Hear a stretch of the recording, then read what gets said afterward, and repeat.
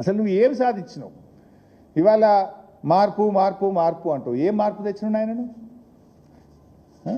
కేసీఆర్ ఆనవాళ్ళు లేకుండా చేస్తా, మార్పు తెస్తా అంటావు. ఏం మార్పు తెచ్చినావు మార్పు ఏంటంటే నీళ్లు చంద్రబాబుకు, నిధులు రాహుల్ గాంధీకి, అపాయింట్మెంట్స్ మాత్రం తెలంగాణ ద్రోహులు ఆదిత్యనాథ్ దాస్ లాంటి వాళ్ళకు. ఇదే కదా నువ్వు తెచ్చిన మార్పు. నువ్వు తెచ్చిన మార్పు ఏమున్నది? ఇవాళ ఈయన గారు గొప్పగా మాట్లాడుతున్న టెలిమెట్రీ గురించి. అసలు ఇచ్చిన నీళ్ళు వాడుకునే తెలివి లేదు మీకు. తాత్కాలిక ఒప్పందం ప్రకారంగా మనకు 34% వాటా ఇచ్చింది. ఆ 34% వాడే తెలివి లేదు మీకు. పోయిన వాటర్ ఇయర్లో ఓన్లీ 28% వాడారు. 6% తెలంగాణకి ఇచ్చిన కేటాయింపులను వాడుకోలేని చేతగాని దద్దమ్మ ప్రభుత్వం ఈ కాంగ్రెస్ ప్రభుత్వం.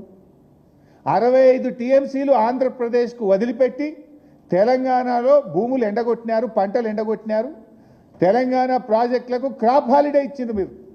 నీళ్లు ఉండి వాడుకోలేని చేతగానితనమా లేదు చంద్రబాబు నాయుడుకు గురుదక్షిణ? నాకు అర్థం కాదు.